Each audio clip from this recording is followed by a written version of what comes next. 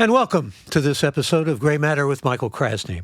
We're joined this episode by Andy Ihnatko, tech journalist and author of a number of books on tech, as well as being tech contributor to WGBH, Boston's public radio station, and co-host of MacBreak Weekly and the Material Podcast on Relay FM's network. He also makes regular appearances on Twit and is a regular on the McNotables podcast with Chuck Joyner.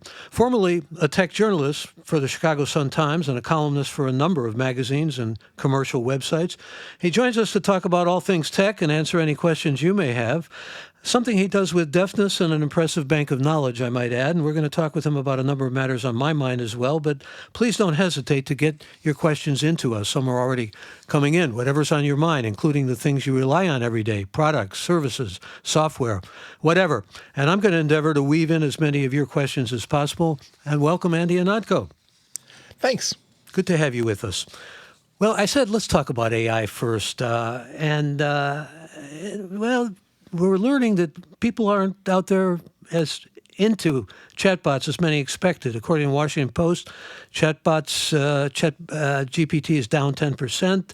There was an article I read by Sarah Morrison, who I'm sure you know, in Vox. She was writing about the bloom being off and consumers losing interest already in AI tools. Is that pretty much square with how you see things now at the moment?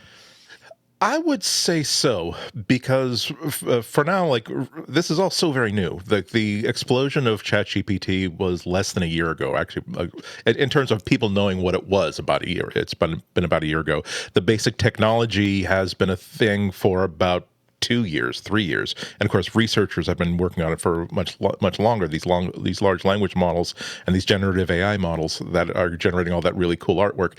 But the reason why I think that people are kind of like losing the cool over it is that for now, we've seen just the first generation stuff where, okay, I specifically want to generate a piece of artwork. So I'm going to go to Midjourney and I'm going to go and generate that and have that. And that's going to be cool. Or, hey, I want to throw some prompts at a chatbot. So, hey, I'm going to go to ChatGPT and try that. And that's cool. There are a lot of people who are actually using it as a functional tool, and a lot of people who are essentially learning how to generate these prompts for ChatGPT, just like a programmer would learn how to write code and get the results they want. But the real magic that people are going to see is going to happen in the next year or two, where it's not a destination place, it's not a separate service. They're features that are actually just woven into all the tools that you use. Just yesterday, Google, who pretty much they're in their own space race between themselves and Microsoft about who's going to establish themselves as the big gorilla for artificial intelligence and that sort of stuff. They took their apps off of all the enhancements that they're going to be putting into their Office suite. It's not going to be, hey, you've got Google Docs, you got Google Spreadsheet, you got the Google presentation thing, and now you've also got this extra tool called Google Chatbot or whatever.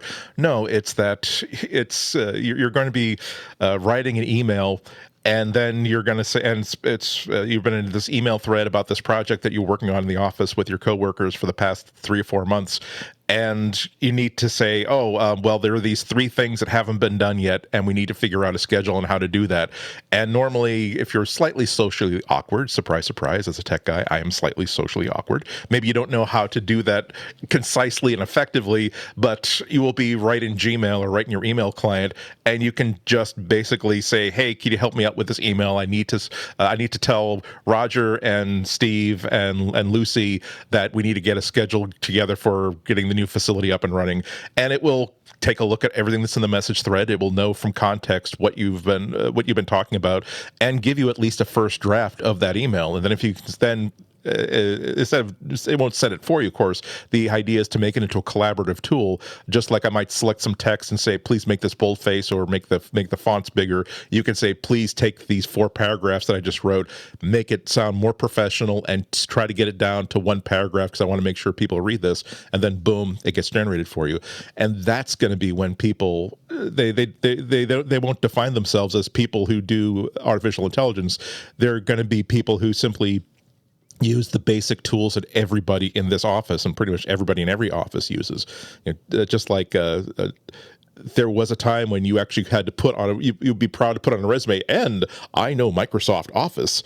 Today, like even kids going to school, by the time they get into 7th grade, they know how to use presentation tools. They know how to use spreadsheets. They know how to use word processors. That's table stakes, and that's what we're going to be seeing in the next 3, 4, 5 years. That employers are just going to simply expect that you came to this table understanding how to use AI tools to get more work done and to hopefully work better. Yeah, that's all in the trajectory of where things are headed. I think you're absolutely right. And now yet there are people saying, well, it's kind of a party trick at this point, but maybe what's up ahead is all that great research and possibilities for medicine and for education and for really some very remarkable kinds of things. But there was a Pew Research, I'm just thinking about for the nonce, Andy. Some Pew Research talked about 11,000 adults, and there's a lot of worry over these harmful effects. That is outpacing, at least in the present, the sense that wow and enthusiasm.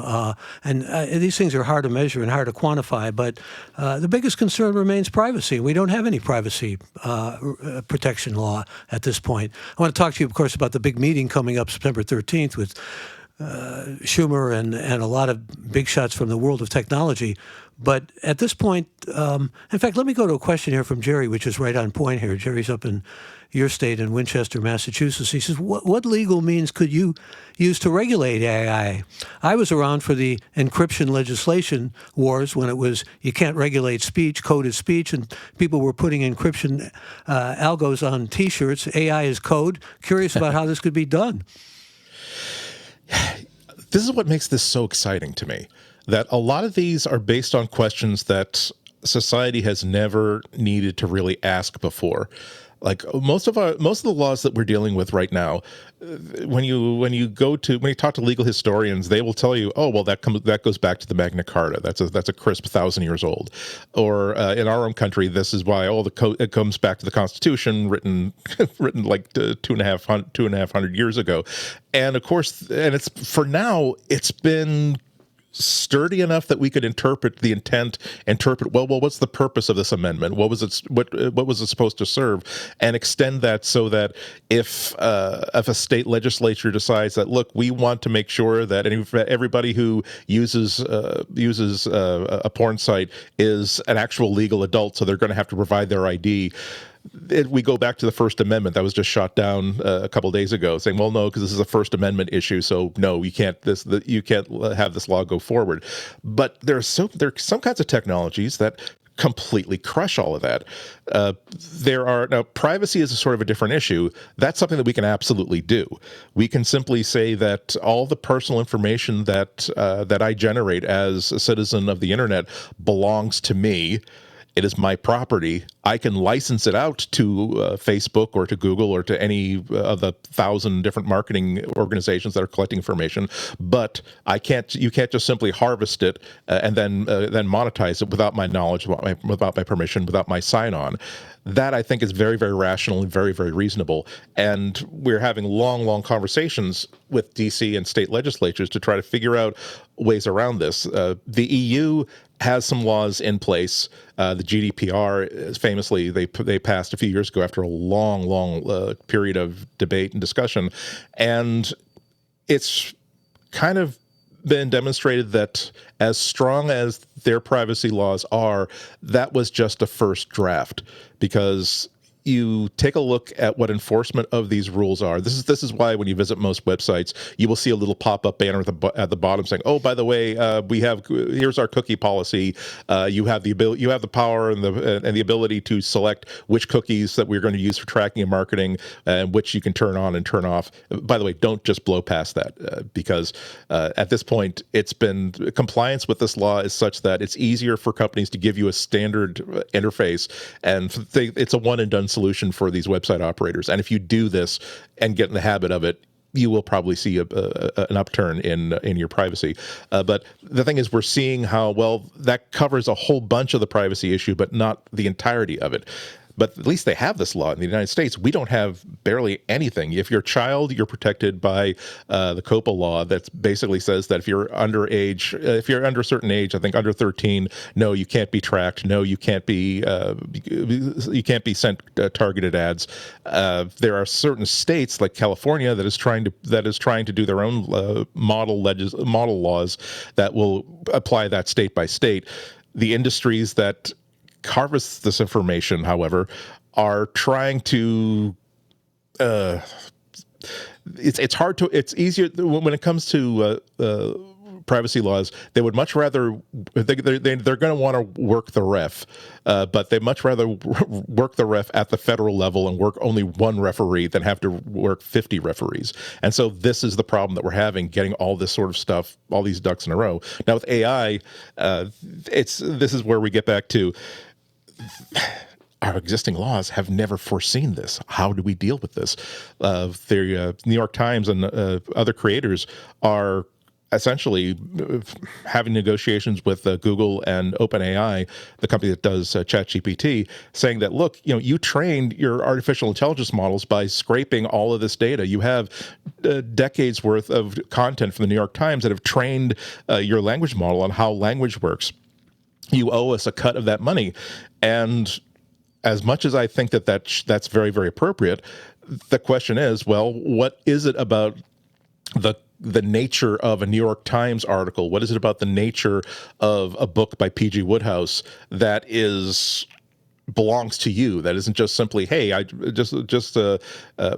I'm sorry, I got a little bit off track. What is it about this stuff that is something that you could be paid for, as opposed to, no, anybody who read the stuff would just simply notice that, sentence structures are like this, here are what paragraphs look like. We're going to have to basically make those decisions. And it's going to be by modifying copyright law, modifying intellectual property law. But just to answer the question more directly, yeah, we need privacy laws. We don't have them. And we're in utterly new territory, as you are essentially bringing to our attention here. I mean, it's almost like, what do we do with the former president of the United States who's been indicted many times? I mean, this is all sort of new frontiers and all. And there's a sense that chatbot has other problems, inaccuracies, biases. FTC is looking into GPT now, in fact. So you've got all these things that are sort of we're coming to grips with, but at the same time, I keep thinking they're going to be meeting, Schumer's going to be meeting with a lot of people, as I said, on September 13th, and he's going to be meeting with the head of Google, he's going to be meeting with Eric Schmidt, so they're real Google representation, but also there are going to be people there who are, the chip maker head, Jason Huang. I mean, but they're talking about voluntary stuff. Where's the teeth in voluntary stuff? I mean, they're going to start from scratch, and they're going to have to move from there, aren't they? It can. I don't know how I feel about that. I am very much of the belief that it is very much time to impose stricter regulations upon the tech industry. The Clinton administration, I think, made the right call in the 1990s. They almost explicitly said that when the internet started to become a real thing, they almost explicitly said that we as lawmakers do not understand this technology enough to limit what it can do. So we're going to hang back, and our basic policy is going to be, we're going to not do anything until you guys screw up so much that we need to jump in on this. And that was very, very correct. It can't be overstated what a miracle the modern internet is, because all it was created upon was a bunch of people and researchers and nerds independently deciding that here are just some open standards. Here is how any computer can talk to any other computer. Here's how any computer can describe a document so that something called a web browser can display that and display the content. And here's how we can share information that's in those documents with other people. Easy peasy. So anybody working in their bedroom can join the internet, can write software that takes advantage of it. And that was all because there was no regulation saying that, well, we have to treat each one of these people as a separate publisher, and therefore they need to establish A, B, and C. And they also need to know it's going to be, again, if you are, as I was, like a college freshman, and you're, wow, this protocol looks really interesting. I wonder how difficult it would be to implement this, like on my my Mac, and then after 3 days in which you miss a lot of classes, you suddenly have a working web server on your computer. That's how big the power was. Today, however, we have created now Google, we have created Apple, we have created Facebook, and we know what the internet looks like right now, and it's going to be and we're going to have to tell them that, look, if you're simply going to be harvesting information from people, you got to knock that stuff off. If you're going to generate an AI that has been trained on every piece of information that you can get your hands on, including personal and private information that can later be accessed by almost anybody, you got to knock that off, and we got to back that up with laws. With artificial intelligence, however, this is still very, very new. The CEO of Google, Sundar Pichai, made a comparison I thought was very, very interesting. Like when gene splicing became a thing in the 70s, when that became a technology, there was also a push to say, oh, well, how are we going to stop people from making herds of mutants? Herds of mutant soldiers, and then how are we going to stop people from deciding that, hey, I want a kid with blue eyes, so we're going to gene splice them? Basically, the science fiction. Those arguments with CRISPR are still going on, I think, aren't they? It's recombinant DNA. It's the same type of thing. No, absolutely. But instead of regulating the technology to begin with, essentially the scientists, the researchers, the people who are mostly academics and not the people who are in industry at that moment, decided, well, we're going to get together as an industry and come up with some principles that are basic principles that we're all going to follow.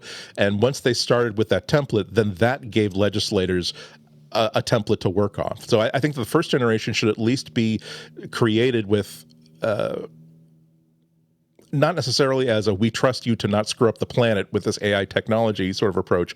I think that this should be an approach where let's let the academics essentially build the first layer of the pyramid, then we will look at the shape of it and decide what needs to be limited, what needs to be given room to grow and expand. By the academics, you mean the people in industry who are academics, or the academics in the universities who are the scholars and researchers? I mean scholars and researchers, because they're researchers who, of course, they work for Google, they work for OpenAI, and they're not going to want a whole lot of limits on what they do. The people who control them are going to not want them to talk about that sort of stuff, and so those are the people who have the best sort of wordage. We did see a sort of cautionary tale in 2018, where famously Google had a stellar team working on the actual academic subject of ethical AI, all of the issues that AI presents. You mentioned how it has cultural biases, that it can often hallucinate facts that aren't true because it's been trained on largely on content that was just put onto Reddit, put onto Twitter, put onto social media. It reflects a lot of the hate speech and a lot of the cultural hatred that is present on social media. But also, this team is invested in talking about should we be worried that these artificial intelligence systems are so big and so powerful that only a huge corporation or a government level entity can create them? What happens when people who already have this amount of power get additional power of artificial intelligence?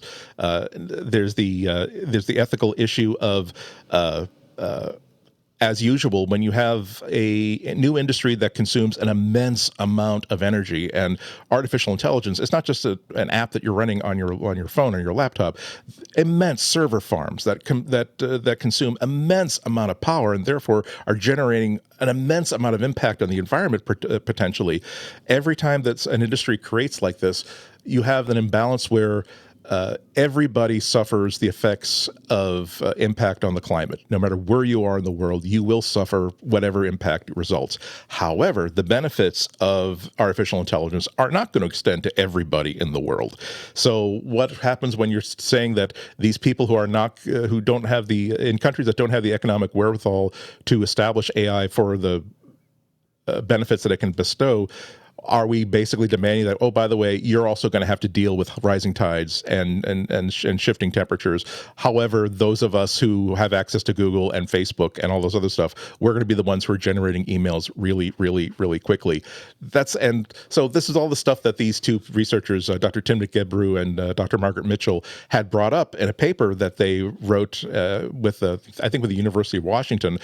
And it was ready to be published, and their bosses at Google said, "Yeah, we're going to need you to take your names off this paper."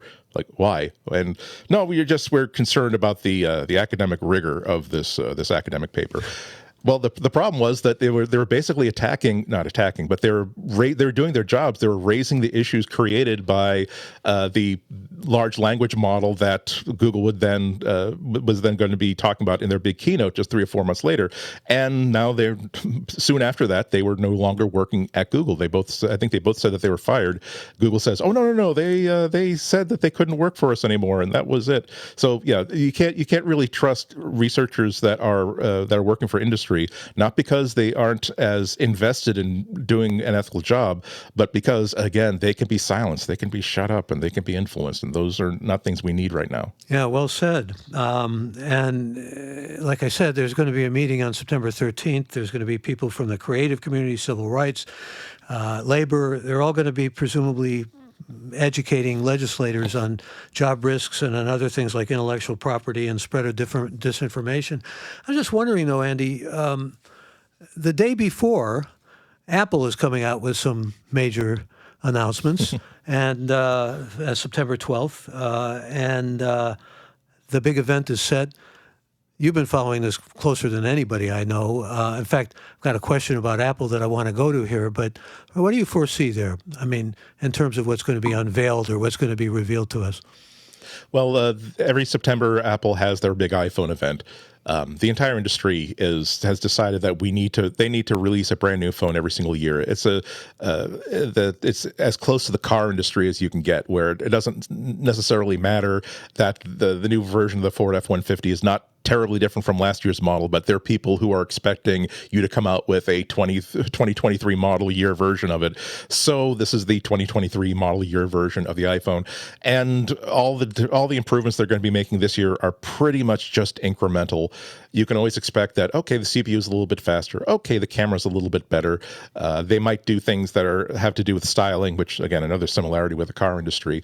But the days where we can expect revolutions in phones is long past. It's a very, very mature product at this point, and it's very, very hard to say that if you have a mid-range iPhone, a mid-range Google Pixel phone, a mid-range Samsung phone, it's very, very hard to say that one of them is materially better than the other. And we'll also see an update probably to the Apple Watch. That tends to be interesting because Apple, they are a $2 trillion bordering on a $3 trillion company. They are not two hippies in a garage. Nonetheless, they do have certain principles that occasionally shine through. And Tim Cook, the CEO, has often said, and I think very sincerely, that they regard Apple's work with how technology can help people improve their health and fitness is one of the most important things that they're doing. So it's always interesting to see what they do with the next Apple Watch, because the software they're going to put into it might give you new insights into not just you when you're running, not just you when you're feeling bad, but collecting data, very private and personal data, when you're just simply going about your day. It's really important to collect that baseline data so that when something does go awry, the watch and the software can say, gosh, your pulse rate went from 62 beats per minute to 134 for no apparent reason. I'm going to give you an alert, and you might want to keep an eye on this. Are you feeling okay right now? To say nothing of the safety features that are being built into these things. Apple has demonstrated that they would do a really good job, like producing horror movies for Apple TV Plus, because now almost each of these Apple events that introduce a new phone starts with like a video of slow tracking shot of misty for godforsaken hills, like I was hiking it was on the third day, and it was rainy, and I didn't see the rock when I slipped on it. Next thing I knew, I was tumbling down a ravine. And by the time I regained consciousness, I knew that all hope was lost because I was far outside of cell service and mystical music and the dramatic voices. And that's when they tell you, oh, but thank God I had my Apple Watch that had fall detection and my iPhone that could connect to satellites and send an emergency SOS. So usually when you talk about the September event, I'm actually more curious to see what they add to the watch and what they add to like these medical services. I'm also curious to see what might happen if they acquire Disney. I mean, this is really a possibility. I mean, I don't know how it's going to affect DeSantis' war against Disney, but a lot of talk about it. I'm sorry. I just imagine that because Apple is very, very, again, they are a $2 trillion bordering on a $3 trillion company. When shareholders have said to Tim Cook, "Hey, we're concerned about like basically these edge case like investors," say, "Oh, we're concerned that why are you spending so much time talking about the environment and talking about social issues?" And Tim Cook, I can almost quote him, basically stared at him in a very level tone of voice and said, "We feel as though our stock performs very, very well. If you're upset with this policy, you're free to sell that stock. We think you will find people willing to buy it very quickly." So that's how he disposes. That's how he disposes of that. Question about Apple. This is Brian in Atlanta who says, "You think Apple will quietly update the 15-inch MacBook Air this October with the new M3 alongside the standard MacBook Air?" Don't know yet. The M3, what he's talking about is the new series of Apple Silicon processors.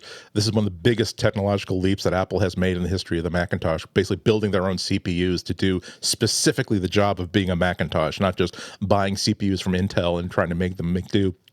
So there's been a lot of speculation as to when the third generation of these CPUs is going to be seen in these less expensive machines, and I don't know yet. It's possible that they're just going to say that we're happy with the upgrade path that we've had so far. We don't think we're ready to release it until next year. We don't feel as though we have to. We think we're giving our users a lot of power in a compact form, and we're happy with it right now. I'm sorry, but let me just if I can go back to the previous question just a second. So there are rumors that Apple might be buying Disney. Yeah, I don't think that's going to happen because what's Apple going to do with a theme park? You know. However, the CEO of Disney Disney's under such a leadership problem that their CEO retired. Then the new CEO just made such a hash of it that the old CEO came back, and now he's very much in, I just want to fix things and then go back to my boat. And one of the things that he's sort of floating is that maybe not selling Disney as a whole, but he's in the business of saying, well, how about the things that are not necessarily Disney, like ESPN? We can sell ESPN. That's fine. We can sell some of the channels that we bought in a frenzy of anticipation 5 or 10 years ago. I think that buying ESPN would be a very interesting thing for Apple to do. It would fit very well with their Apple TV. They made a huge success with their purchase of rights to stream professional soccer games, and so they could basically say we're going to sell a lot of Apple TVs and a lot of subscriptions off of live sports. Buying ESPN would be a great way to do that. But who knows? They have enough money they could write the check and actually do it. But who knows if they're going to actually go ahead and do it? Well, I've got a couple of questions right on point here. I want to get to a lot of many things I want to talk with you about. But this is Jason. I will try to be more brief. I'm sorry, you've got me excited with really good questions. So you get me into pontification mode. I will try to tamp it down. Pontification mode is okay. I do it all the time. So we share that. We also share being beloved in Canada. I want you to know your postcard I'm well aware of. So, in fact, my mother was born in London, Ontario, which entitles me to Canadian citizenship. Just the fact that she was born there. Anyway, let me get to a couple more Apple questions. Jason from Sarasota says, do you like any of the sci-fi programming on Apple TV? Are there any underdeveloped properties that you'd wish made into the streaming services, a la the Foundations trilogy? I haven't really gotten into a lot of the stuff on Apple TV yet. I have watched really Ted Lasso is the only thing that I've really gotten into, and that's not a statement about the quality of the stuff that Apple TV has on their streaming service. It's more like it's hard to. I just watch the first season of Only Murders in the Building. So you got to find room in your day to watch this sort of stuff. But I would love to see someone just walk up to J. Michael Straczynski and say, Babylon 5, here is a check. You notice that we have left the numbers blank. Make us a series. Make us a Babylon 5 series with lots of money, lots of marketing support, and all of the technology that 2023 visual effects can give you. Because, my goodness, that is such a not only is that a really fertile universe for storytelling, J. Michael Straczynski, the person who wrote single-handedly 5 seasons of this when it was first airing in the 1990s, knows how to create stories with a beginning and a middle and an end. This is not going to be the sort of thing where you get a great first couple seasons, kind of good third season, and then season 4 you realize that, wow, they have no idea what they're doing. They're pulling ideas out of someplace, and it's not a place with a lot of light and joy, is it? Another Apple question. Dan in Erie, Pennsylvania. Thank you for the questions. Apple seems to only want to talk about what's in the future. Do you think Apple may ever embrace a classic version of its product line? Gee, I wish I could ask a follow-up question about what he regards as classic. One of the great things about Apple is that, unlike Google, they think with the same mind, they move with the same body, and so that means that it means that they don't dabble. I used to complain, I think rightly so, that about 5 or 10 years ago, let's say closer to 10 years ago, Apple was remaking themselves under the banner of the marketing term, go be poor someplace else.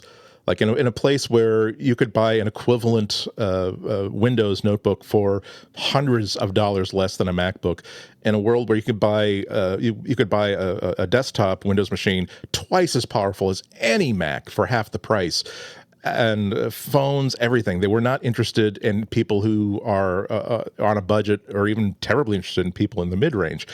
But now, they still don't have a notebook that costs less than $1,000. However, they've got an iPad that costs $320. You don't have to even be like an educator to get that price. You can walk into an Apple store, walk out with an iPad for $320. And so, if I were cynical and hardened, it's quite amazing, Michael, that I've been talking about this industry for 25 years, and I managed to be as fresh-faced and innocent as I was when I was 19, 20 years old.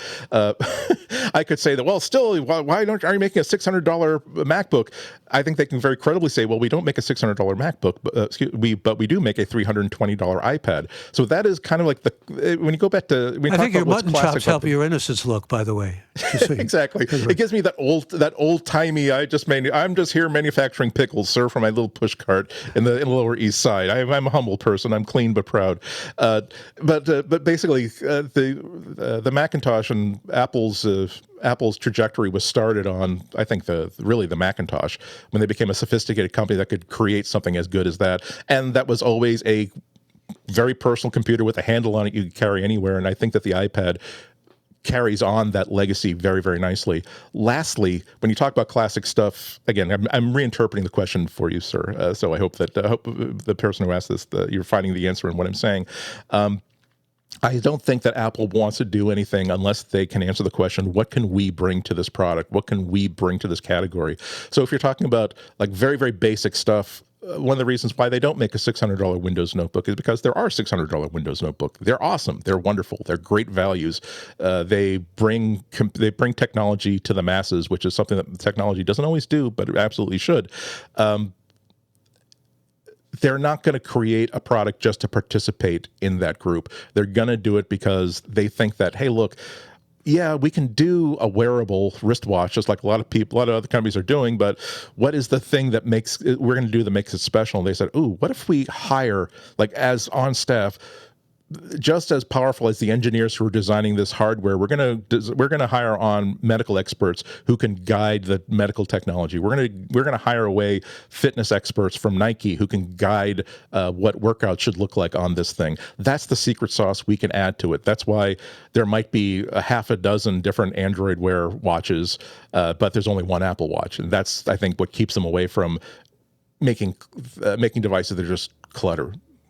Another question from Jason. You famously switched over to iOS to Android a while back and recently mentioned thinking of switching back. Why did Apple lose you, and what do they need to do to bring you back?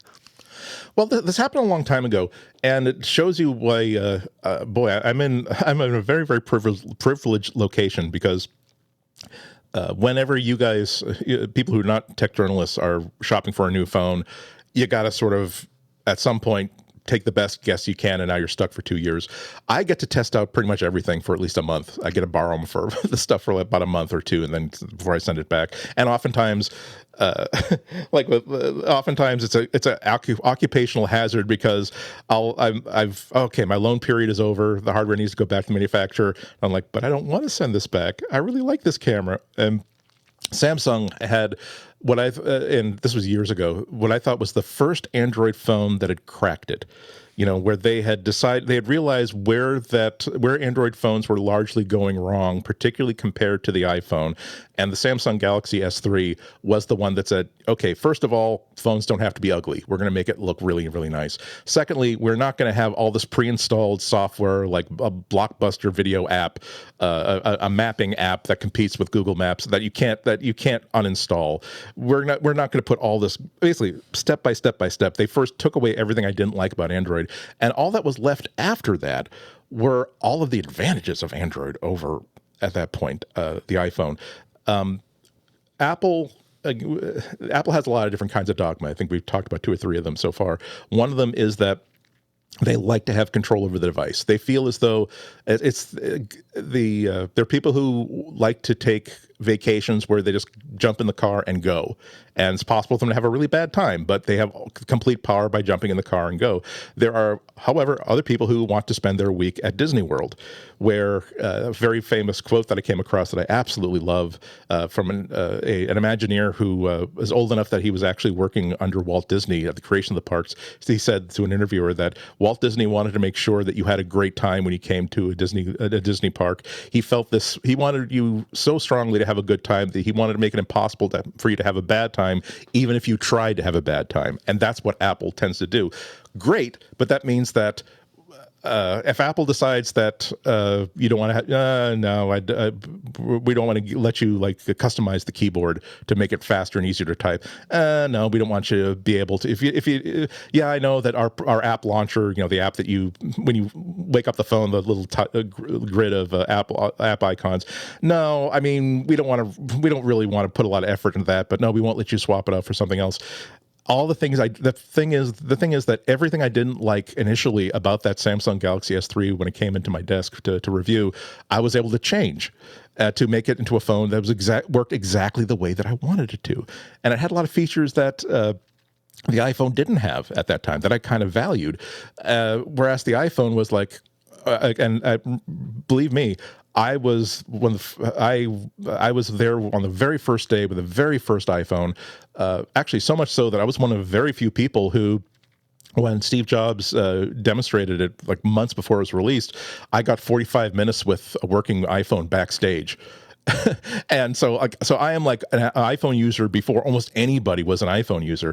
And I had to confront the fact that when I sent back that Samsung Galaxy S3, I didn't want to be an iPhone user anymore. I wanted this is the tool that will help me day in, day out. This is what I like. I like the approach of it. I like the philosophy of it. So it hurt to send it back, huh? Yeah, and here's something that I think is the most important part of the story. I actually held off for a while because I felt as incorrectly, wrongly. Part of my identity was tied up in the fact that no, I have an iPhone. I'm an Apple person. I got Apple stuff, and I really had to sit myself down and use my dad voice on myself, and almost like when your father knows that you're dating someone that's not right for you, but you're sort of besmirched and be smitten with them, and say, okay, do you feel happy when you're with them?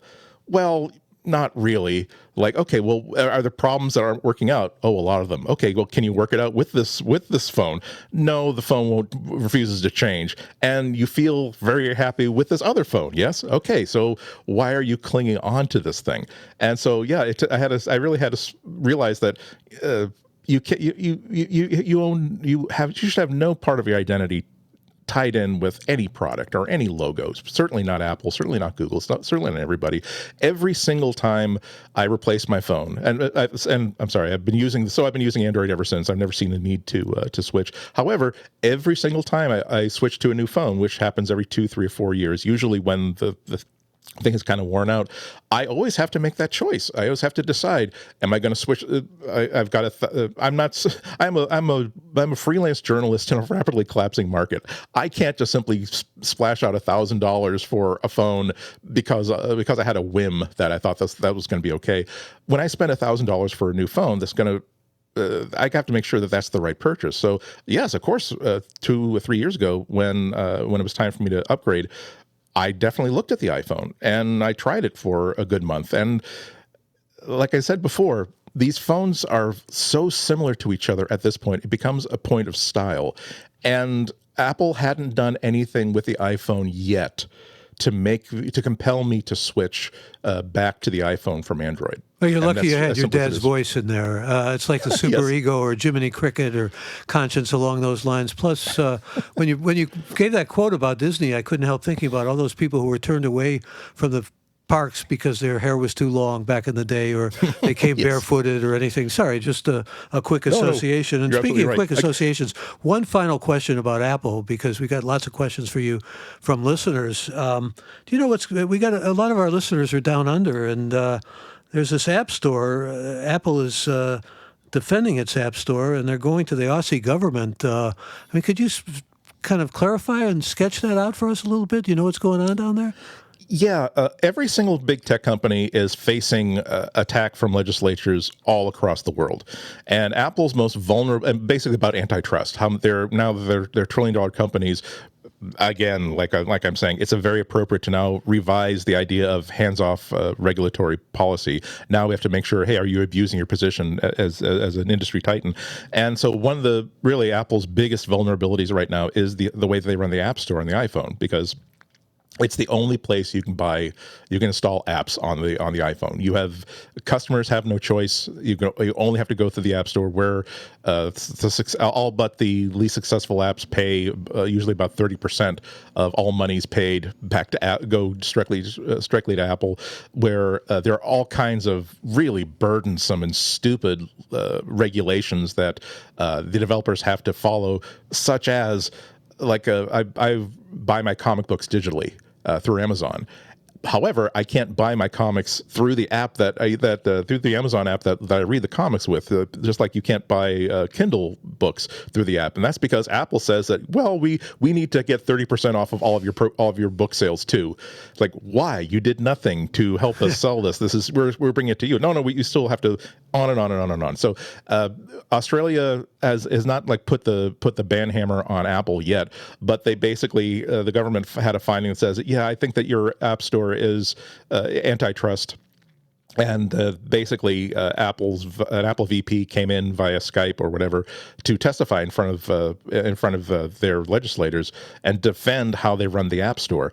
And I think that's absolutely appropriate. Even if it turns out that, okay, the way that Apple runs the App Store is what's best for the users, and there are arguments pro and con about that, Apple must be made to defend themselves to people who have the power to make them hurt if they don't like the answers that they get. I do think that Apple needs to change the way they run the App Store. They actually changed a whole bunch of rules 3 or 4 or 5 years ago in light of all this increasing pressure. They didn't always give you forgiveness. Excuse me. They didn't always let you out of that 30% tariff. If you were a small developer. Now they do. And it wasn't because, we were going to do this anyway. It's because, no, we're getting pressure from all kinds of fronts saying that this is not fair. We should do something different. So, yeah, so they're going to have to defend that to the EU. They're going to have to defend that to the United States. It looks like that in the EU that they are going to be forced to allow a competing app store allow developers to install apps on the device without necessarily going through the official Apple App Store, kind of like the way that you can sideload apps on the Mac. And Apple's going to kick their heels, and they're going to try hard to fight that, but I don't think that they're going to be able to fight that. This is one area in which they are very, very vulnerable to antitrust. Boy, we could do a lot about antitrust laws, but I want to get to a question that's sitting here from Scott in Las Vegas. And thanks for the question, Scott. He says, when are you going to finish your website? Oh God, you're absolutely right. I've had Ihnatko.com for years and years and years and years and years. It actually started off. This is actually, I like when things come full circle. We were talking earlier about how the reason why the internet is so great is because it was built on open standards that, again, even a kid in a dorm room could implement. I had a blog there since way before there was a word for blogs. So I was actually writing right now, today, if you start a blog or if you publish on the web, whether you're small or big, you use a service called WordPress or somebody else that automates everything for you. I had to write all the code myself to like post this stuff and make sure that web browsers could access it and all that sort of stuff. That's how long I've been doing it. However, yeah, it's been a shambles. It's like this. It's like the story of like the best barber in town has the worst haircut, because my site got hacked like 2 years ago. So I kind of had to shut it down to make sure that that people wouldn't run into trouble when they access it. And I used that as an excuse. So, well, why don't I just rebuild it from the ground up? And the problem there is that, again, I'm a nerd. It's going to be, oh, well, there must be a better way that can lay this out. Ooh, if I write a little bit code to automate this process. Whereas if I just simply said, okay, let's go to squarespace.com, let's give them a credit card number, and I'm back up in 10 minutes. So yeah, please, thank you though for increasing for reminding me that I have an obligation to get this done. Things that have, in my world, things that have deadlines always take precedence over things that have no deadlines. And so it's easy for me to say, well, I'm going to be on the air in 36 hours and I've got 400 pages of PDFs of legislation and research papers I need to digest before I speak to Boston. I think I'm going to do that instead of working on my website. But yeah, I'm trying to get this done in the next month or so. So please keep the pressure on, because that make me feel guilty. I was raised Catholic. That tends to work. Well, let me ask you. You said you called yourself a nerd. Do you object to being called a geek? I remember early on in my career in radio, I talked about geeks, and somebody said, "That's a vicious word to use, and you shouldn't call somebody a geek." It's like, in fact, I made an analogy to all these bad words used about different ethnicities, and I thought, is it really that bad a word? I mean, no, there's no equivalency. There's, when you talk about how words, slurs about certain ethnicities have been used to empower society, taking away the rights and the freedoms and the lives of people who belong to those ethnicities. It's gauche at best to make an equivalence between geek and nerd and that sort of stuff. Although, yes, there have been people who have been chased down high school hallways with that being yelled. No, I think that within my lifetime, we've kind of taken that word back. Nerd is more polite than geek, probably.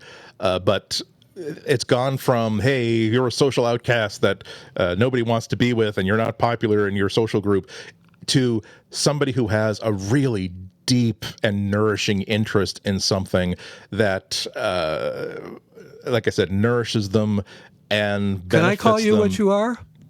You're a pioneer. I mean, when it comes to the internet, when it comes to all the things we've been talking about, you are a pioneer, and I give you a lot of props for that. But I'll have to ask you, as a pioneer, you listened to the podcast we did last week with Tiffany Schlane, and we talked about dangers of the impact, especially on young people. She's doing a film about this, and I know, like me, you were an admirer of her father and so forth. But I think, with all due respect to Tiffany, who I have a lot of affection for, a little Pollyanna-ish about the possibilities of technology. I tend to be seeing things in a more mixed way, and I wonder what your thoughts are, particularly when it comes to young people and the effect. Too much time spent with devices, and really too many devices, one might argue. I just wonder where you come down on all this.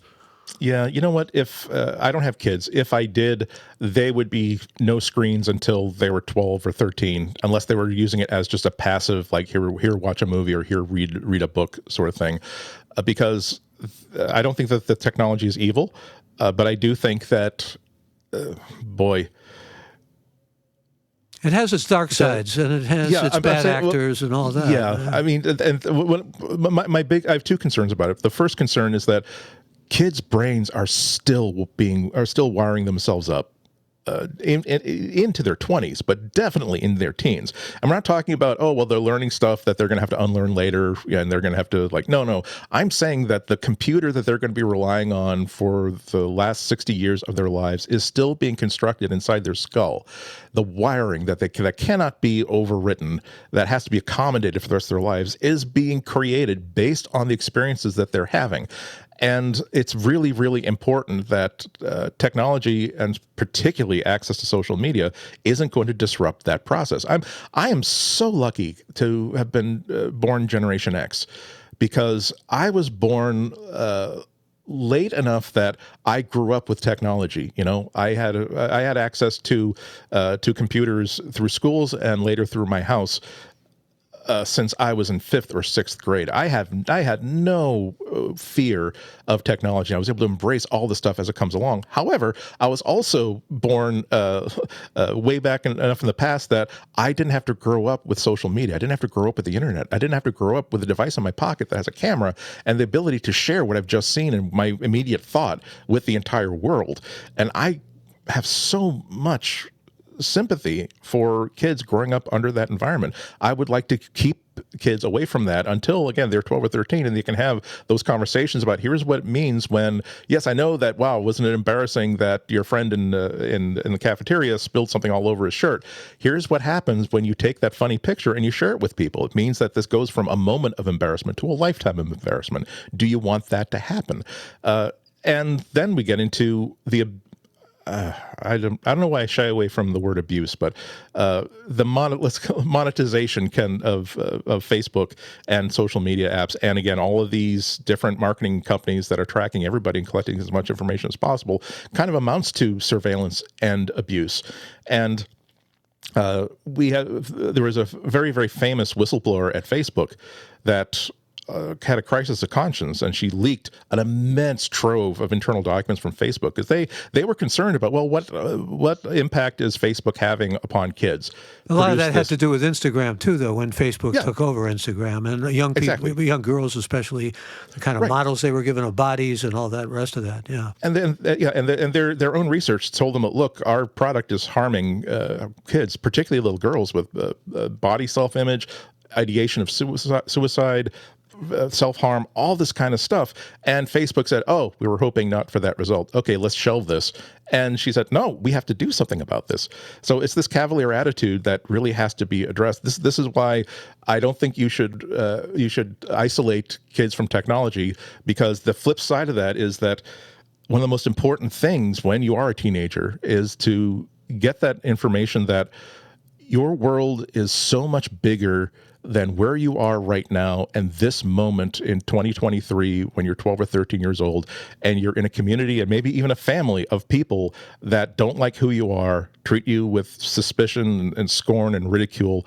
There is a world outside where whatever it is that makes you a so-called freak, you will be welcomed. if you could put that on them in a strong way, you would be absolving us of so many problems that we have with young people, especially young males who have access to guns that they shouldn't have access to begin with, you know, feeling that they have to take action in ways that are against bullies or against what they feel is against them, etc. I mean, it's a colossal kind of Sisyphusian, there's a word to grapple with, problem that we just are all facing now. And here's actually a question that's right on point from Reed in Santa Rosa. He says, AI can't fix actual human intelligence to make basic human connection, empathy, and communication better. Or can it? And if it can, how? It can, because one of the ways that we communicate with each other is through art and through creativity. Roger Ebert had one of the best descriptions of movies as possible. Basically, he described it as an emotion machine. And AI, I'm sorry, I hate to interrupt again, but one of our listeners wants to know your relationship with Roger Ebert. So get back to your discourse in it, but then maybe you can take that too.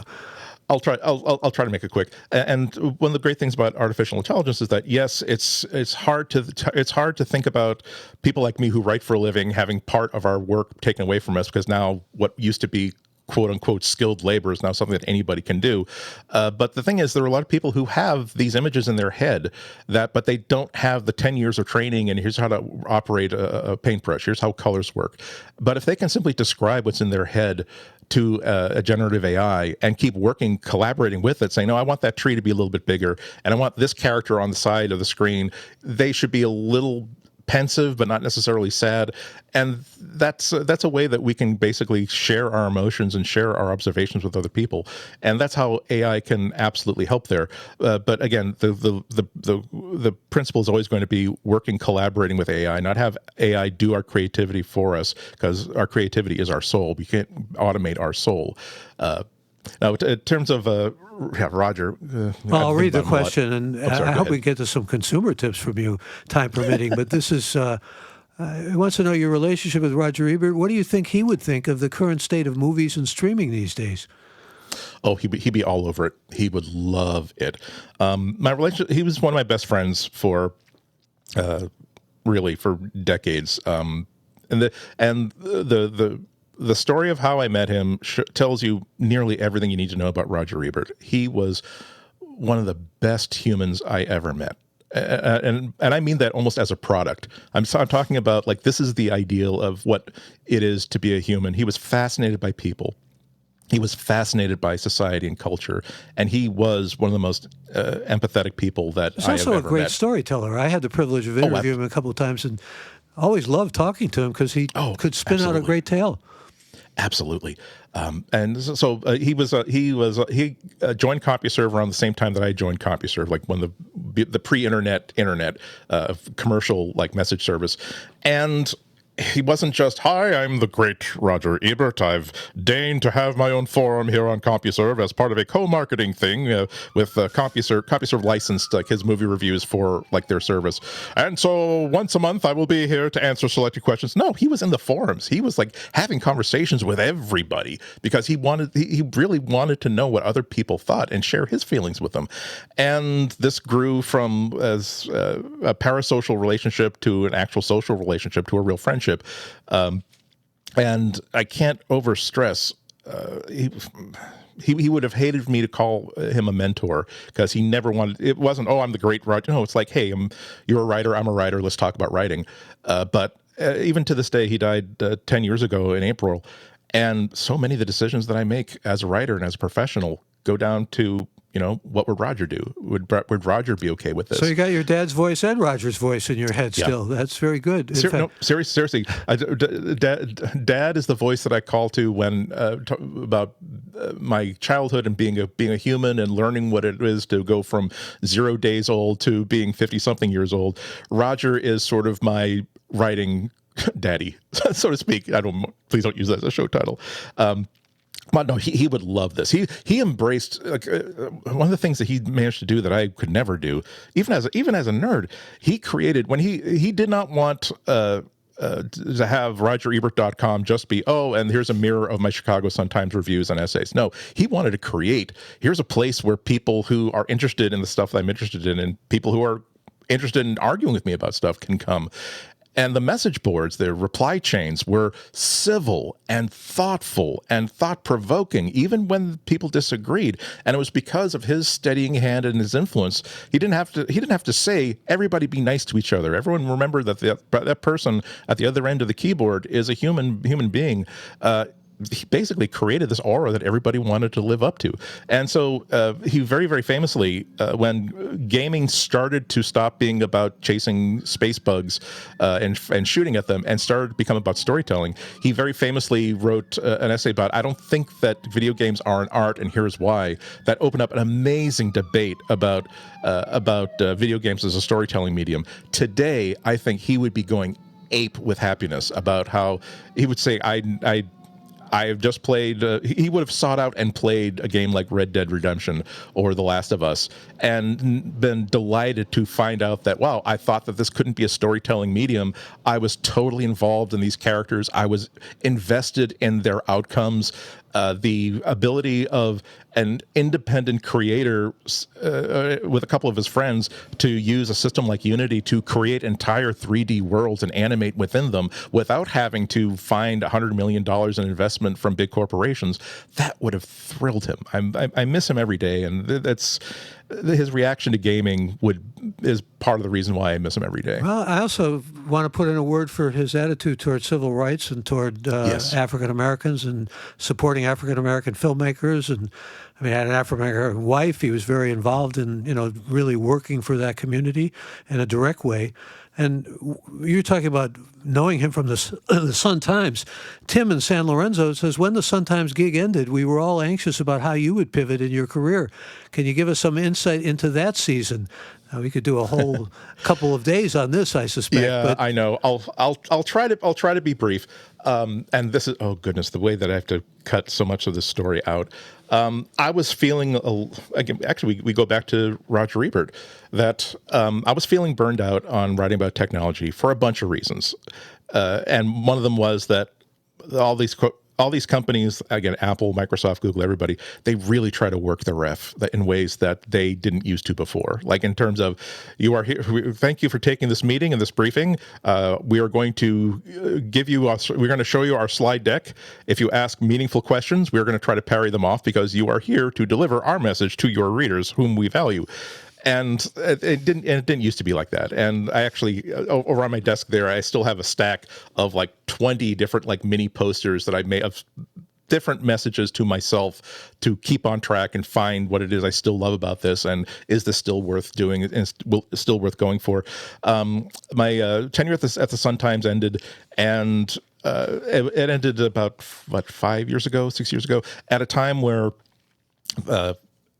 it was hard to do the sort of writing that I wanted to do, which is simply twice a week or however many times a week, I think of something that's interesting or important to talk about, and then I talk about it. It could be a product review, it could be a technology, it could be, again, inspired by Roger. Like he's the film critic that did not stop him from writing about social justice. I tried to take myself. What got me more engaged and committed to the rest of my life of doing this was discovering that I'm here to cultivate a point of view about the intersections between technology and science and culture and policy and humanity, and that's where I'm going to investigate. I couldn't find a new gig that will let me do that as freely as possible. This is why I kind of shifted over to Ihnatko.com and blogging on myself. This is why I'm really desperate to get that going again. In the meantime, it's like I was the person who I was the newspaper columnist in a world where everybody was moving to blogs, and then after I left newspapers, I shifted to terrestrial radio at WGBH. But that's wonderful because it gives me the sort of gig where they don't want me to say, hey, our gadget guy is in to talk about the best back to school gadgets. It's like, no, they want to talk about they want to talk about, like, why is it that that the EU and Australia have a better handle on regulating technology than we do? How come the new chairman of the FTC, who came in with the Biden administration, came in guns a-blazing, saying, we're going to put the hurt on all of these technology companies. How come that she hasn't been able to actually accomplish nearly half of what she said she wanted to do? What's going to happen are we going to have to break up Google because of their ad networks? That's the sort of stuff I want to talk about. So that's where I sort of get that sort of stuff. You've given a nice précis of why I love being in public radio all those years. I mean, that's what we could do, and that's what we did do, and that was our signature, and I did it for decades. And I'm almost prompted to ask you, though, about, well, since you're concerned about social justice, like Robert Ebert was, and that's part of your whole sensibility, the digital divide. You're in Massachusetts. Massachusetts now, according to a new study, is better in its public schools than any state in all 50 states, way ahead. But there's still this terrible digital divide, particularly when you talk about poor communities and rural communities and communities of color and so forth. Well, we could do a whole separate podcast on this, but I said I wanted some of those gadget recommendations from you. But some thoughts from you on just where we are as far as the digital divide? We've come a long way. We've come a long way, but the thing is, it's a hidden problem. And the people who are being hidden away are the people without power. There are we don't even have to go to the global map. If we just look at what's happening in the United States, there's still about 20% of the United States that doesn't have access to broadband, and that stopped being an issue where, oh, well, gosh, I've got high-speed internet. That means that I can download my comic books way faster. No, that's how people get schooling. That's how people get job training. That's how people participate in their jobs. If you can't stream video at a respectable clip, your hireability is much diminished. And the thing is, it's the rural communities, what the cable companies call like the less profitable communities, that they're not being served, or they're being served based on standards for speed and reliability that were established during like the Trump administration, when it was a very industry friendly thing where so long as it's fast enough, you can do upper and lower case on your email, that's fast enough. No, that's not fast enough. And people should be having these companies having their feet held to the fire, say, no, you have to serve all of these people. And it's never just about this one thing. There are people who don't have access to banks, don't have access to banking. Cryptocurrency could have solved that, but it turned into a toy for really rich and risk-friendly investors to turn into a plaything. That's a terrible thing. Technology is not going to solve any of our problems. Technology is going to be a tool that we find on the tool bench when we empower ourselves to say, you know what, this is bad. We're going to have to fix this. And so every single thing that technology does has an opportunity to become either a plaything or a tool or an empowerment thing for people who already have power, or it has the ability to take someone who doesn't have a whole lot of resources, who doesn't have a fixed address, and give them something that lifts them up and allows them to participate in the real world. I mean, I'll button this up because, again... we're getting short on time here, and I wanted a consumer tip, and I want to read something that came in that I think is a lovely way to conclude. But before I do any of that, I just want to get a quick read from you on something I was reading. George Chanos, who's a former Attorney General of Nevada, says, what's next? And you may want to comment on this. The spatial web. The spatial web is going to have digital, there'll be trillions of sensors. They'll be everywhere. And he talks about, you'll be riding in your car, and before you've had a heart attack, your watch will tell you that you're going to have a heart attack, tell the car, that you're going to have a heart attack, and then you'll be able to go to the next hospital that's closest by.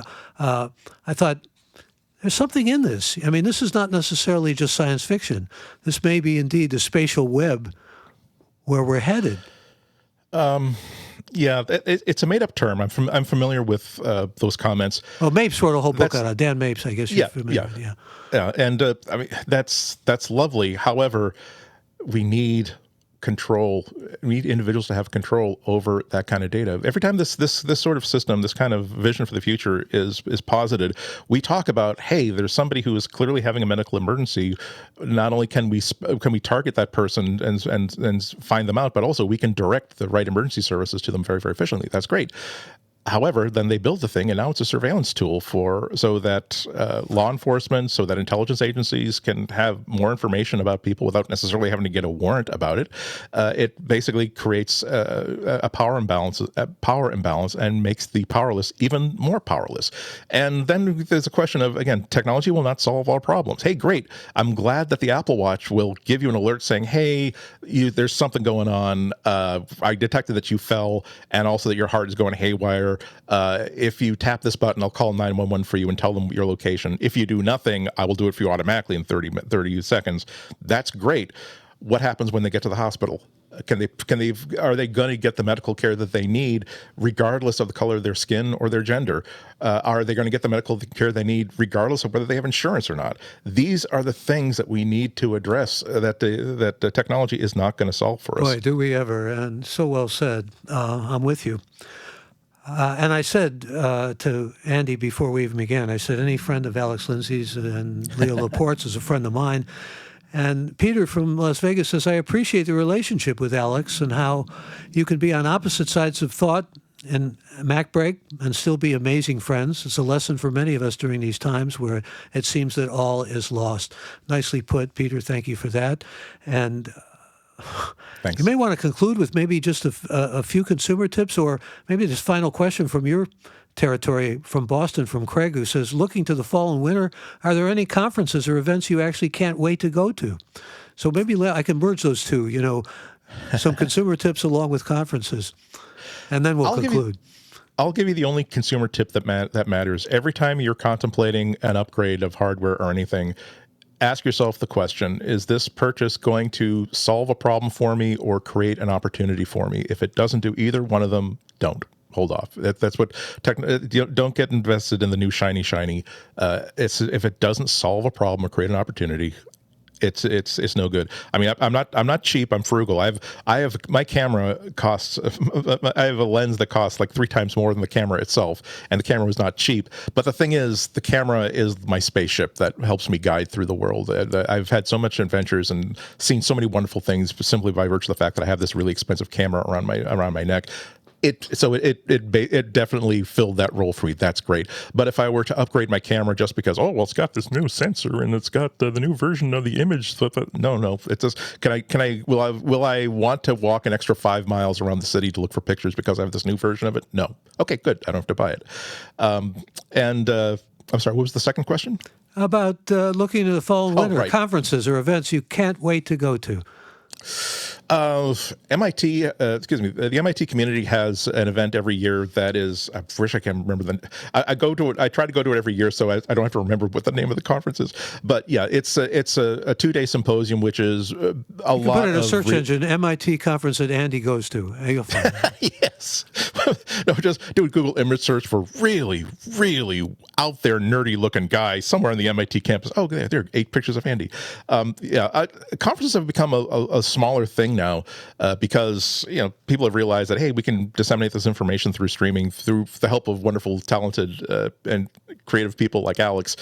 So I don't travel as much as I used to. Mostly, oftentimes I will sit back, like when the FTC actually had a privacy symposium for 2 days. I was actually thinking about attending it in DC because it's always interesting to attend technology policy conferences in DC. And now I'm not in the tech community, in the audience and the speakers. I'm in the political the political community, which is like, whoa, I thought I knew what all of the meaningless jargon and glad handing was about in technology. This is a whole new vista, all these lands to explore right now.